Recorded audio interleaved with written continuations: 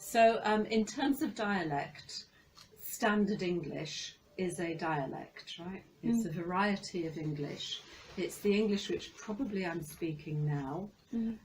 It's the English which is, let's say, the educated. It's the English which people use in schools. It's the English which people write. It's the language which everybody speaks. It's the language of official communication, right?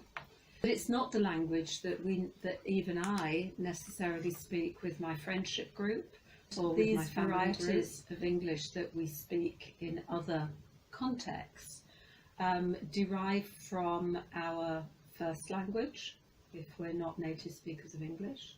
So all of the immigrant groups or the children of immigrants are likely to be speaking a kind of interlanguage which uses some of the words or probably some of the syntax patterns of their first language, of their L1. If you are an immigrant from, say, Bangladesh, or if you're the first or second or third generation of Bangladeshi immigrants, which is a lot of the people around this part of Queen Mary, then you may well use a mixture when you're speaking to your family of English and Bangladeshi Bengali. So you may use some words which are then pronounced as they were in Bengali, or which are different pronunciation, slightly changed pronunciation.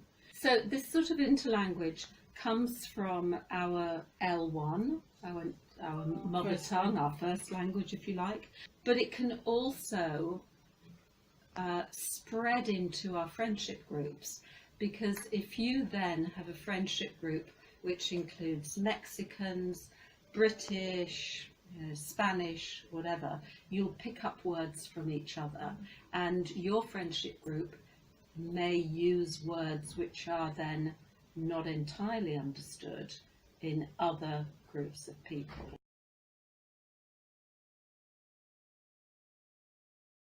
Standard English is often seen as the educated language, seen from a prescriptive view to adapt to the institutional environment.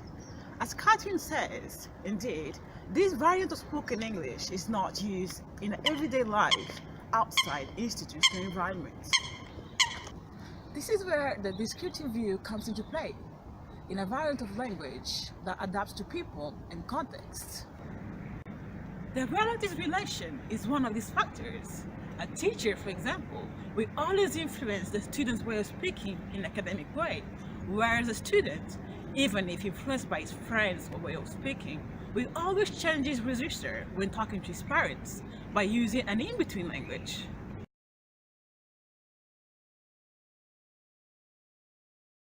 So, James, okay, first of all, explain a bit of your background. Where do you come from? Where do you grow up? I am English. I grew up in London, like East London. I'm slightly further East London than this, from a place called Hymes Park.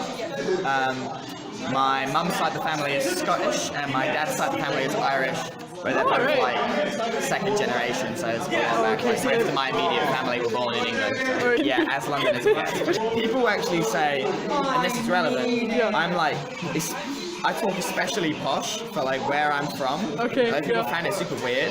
I was in like a group of people that like talk oddly, like formally, even when like obviously growing up in East London, you pick up like a bit of East London slang. What do you study? I study literature, English literature. Is Queen Mary English? All the people that come to Queen Mary, staff, students, we're trying to find if they share a common English.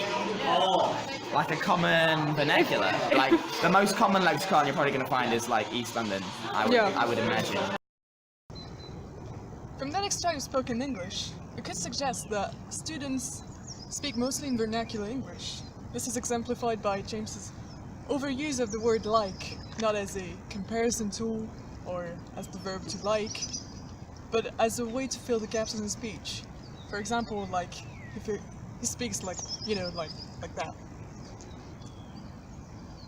That being said, according to Mrs. Richardson, well, your way of speaking changes depending on context. And because most of the interviews were made, well, with the topics of linguistics and Queen Mary, we think that most students change their register to something more appropriate, more academic, and used less vernacular than they usually would. So, Is there a predominant use of vernacular English amongst the student body? Maybe. But just as teachers are not limited to using academic English, students are also allowed to use something different, and they are very proficient in using academic English themselves.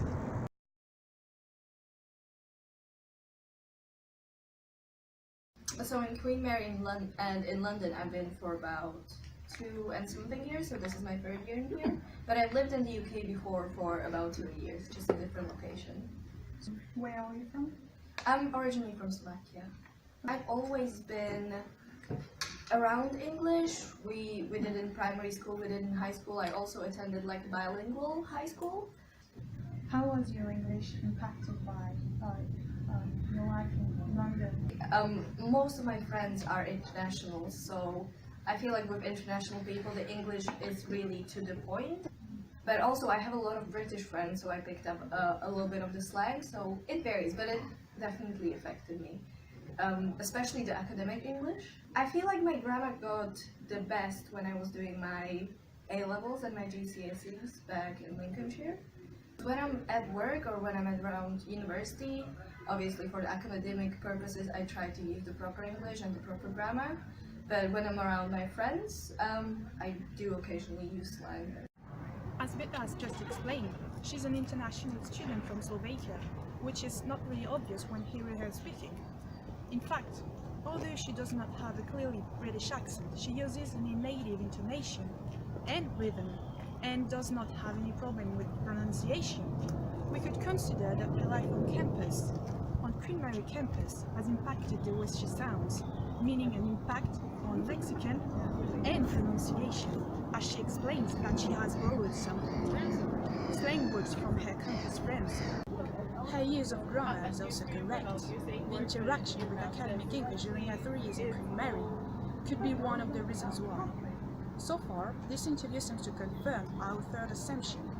International individuals are both impacted by the English used campus friends, an English therefore more or less composed of some slang words, and the English used in a more academic way, so to say, in lectures and seminars.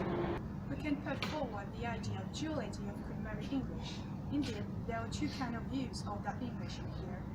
One which would be academic and the other one which would be more familiar. One would be used with professors, so academics, and the other one with campus friends. With data sample and with the information given by Catherine Richardson, we can now postulate that the academic fields of English here in Queen Mary will be more consistent, whereas the more familiar way of speaking here in Queen Mary would be more particular, depending on the composition of one's friendship group, meaning origins, backgrounds.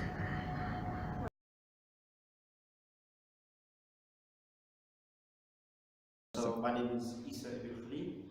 I am currently studying computer science and mathematics at Queen Mary University, doing a 3-year course for a Bachelor's of Science. I live in East London. Right. I don't live on campus, I live at home, and I am a full-time student. I am a British citizen, but originally I'm from Pakistan. Don't think I've actually ever been to my home country. The way that people speak in university is going to be different than the way they speak at home, or even in like workplaces. Right. So I think because in university it's a mix of formalities and informalities, where usually it's just either one or the other. Because I can be forward with you when I'm speaking about serious things. I can also be informal with you whenever I want to be, because I know it's appropriate to be both. You make quick decisions on what to say, don't you? Like, you can't really just sit there and think. But naturally your brain knows what you want the other person to perceive about you.